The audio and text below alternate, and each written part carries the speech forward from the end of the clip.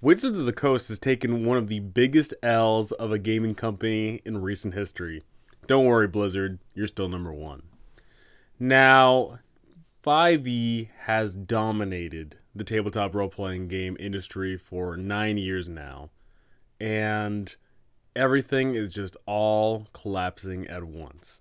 There's a new edition coming out, meaning that the player base is going to be split. This OGL is just absolutely tearing the community apart, specifically the influencers and content creators, which are arguably the most vocal of the whole community. And even off of the D&D side of Wizards of the Coast, the Magic the Gathering side hasn't had any good luck either. But looking at the D&D side of things, we're seeing companies and big influencers vowing to create new tabletop role-playing games with their own open game license. I really like how the open game license is being acronymed ORC. That's pretty cool.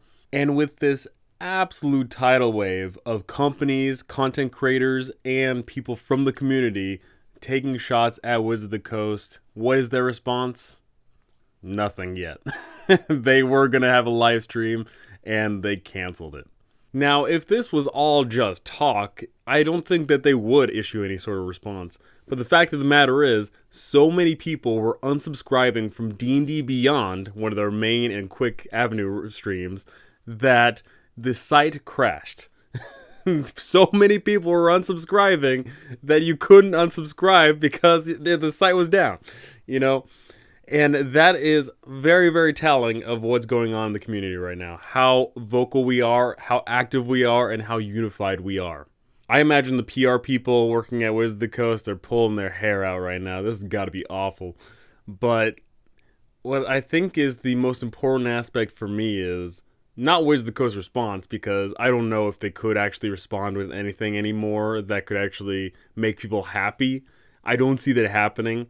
We did just get leaked in OGL 2.0 and why they're doing it, and I don't think that's going to actually solve or address any of the issues at hand. I think the fact of the matter is we're seeing a Titan crash. 5e was dominating for 9 years, and as I mentioned before, it's splitting. The community base is going to be split. This happens every single time there's a new addition to D&D. The community and fan base splits. And I can absolutely promise you the content creator base is absolutely going to split if the OGL continues on as it is, which we probably suspect is probably going to remain that way. Now, the real question here is that split a good thing? Well, for the content creators, probably not. The content creators probably want that monolithic game system that is easy, that is safe, that is absolutely a guaranteed win. If I make content for the greatest role-playing game ever of all time, then the market base is wide, and it's probably going to work out. Versus if I make content for something that's not all readily known, then it might not succeed. So for us content creators, it's probably not a good thing if D&D fails. It's probably not safe. It's probably not secure. But looking at it from not a content creator base and more from a individual base, I'm okay with it. I'm okay with D&D crashing and burning. I'm okay with us moving away from the monolithic, there is only one major tabletop role-playing game system that takes up 80% of the market and everything else is just little sprinkles here and there. I'm okay with the community being split more evenly amongst other tabletop role-playing games. Some of the major problems for me when it comes to not only 5e but also 1D&D and just the nature of having one gaming system that dominates the market is, what happens if you want to get someone new into the hobby and they see that there's that one popular thing and they're probably going to gravitate toward that one popular thing? And I don't want it to be that way. I want it to be where if you pulled someone into the tabletop role-playing game sphere, they can gravitate toward what they want. Do they want something that's modern? Do they want sci-fi? Do they want fantasy? Do they want rules light? Do they want rules heavy? Where do they want to go? It shouldn't have to be, that's the most popular one. That must be the best thing. Because in truth, there is no one best thing. It's, preference. Also, let's be honest here, 5e is not the simplest tabletop role-playing game out there. I know some people say it is. I promise you it's not. If you try to get new people into the gaming hobby that have never touched a tabletop role-playing game before, 5e was absolutely just a smack in the face of harsh reality and had turned a lot of people away because of how dense it could be. Now, another reason why I'm okay with us moving away from the monolithic tabletop role-playing game takes over everything is, what if you're one of those people that doesn't like it? You feel ostracized, you feel lost, and also it can be really hard to gravitate toward something else. If you didn't happen to like 5e, then you played another tabletop role-playing game, but oftentimes, I get this a lot of people will say, oh, I've got no one to play with. No one's willing to play the game that I want to play. I can't find a group. That sucks. That really, really sucks. If you have a passion for tabletop role-playing games and you just so happen to not like the most popular one, it seems like you're screwed. Like, that's not cool, right?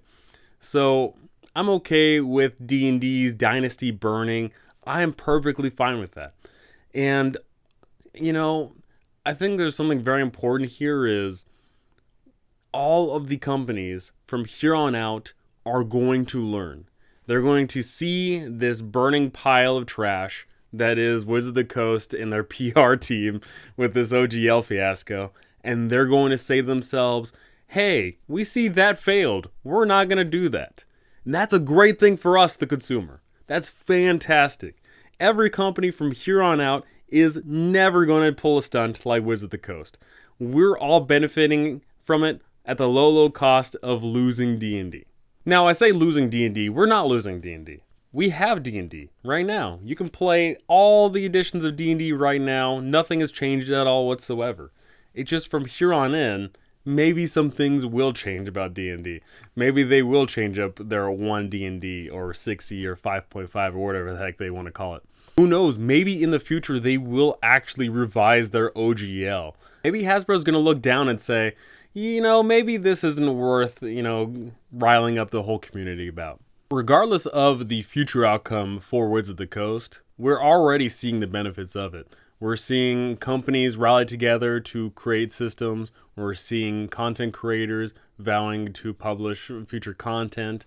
And we're also seeing that the community is willing to stand together to oppose this tyranny.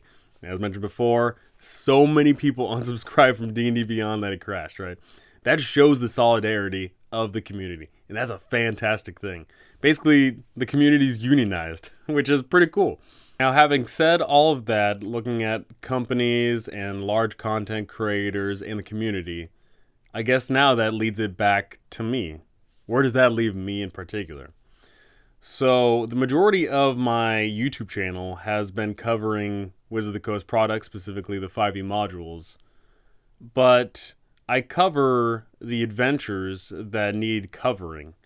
I haven't covered the linear stories, specifically some of the newer content like Dragonlance and Spelljammer, because those are so linear and straightforward that there really isn't any reason for me to cover them. Now, I was covering some of the other adventure modules, but I just feel disheartened. I don't know if I want to keep covering Wizards of the Coast products, whether that be past or future, due to this whole debacle. What am I going to be doing? I'm still trying to figure that out. I am continuing my writing. I am writing several adventures, and I know I'm going to be porting those adventures into some sorts of tabletop role-playing game systems. I don't know if it's going to be 5e or 1D&D or whatever. I don't know yet, but we'll have to see. I only want to make content that helps people. So I'm going to be reviewing and re-reviewing everything that's going on in recent days and figure out exactly where my content is going to be going. But I promise you I'm still going to be making content. Don't you worry about that. I just want to make sure that I make the best thing I can make and pump out the content that I want to make. So is Wizards of the Coast going to crash and burn? Is D&D going to die? What's going to happen with all the other game companies? Is there going to be another tabletop role-playing game system that rises to the top in monolithic fashion like 5e did? What is the future of the tabletop role-playing game sphere? I think it's forever altered, and I think it's forever altered in a good way. But go ahead and tell me your thoughts. I would love to hear them.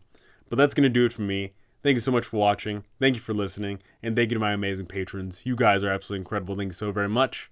And I cannot wait to see you all in the next one.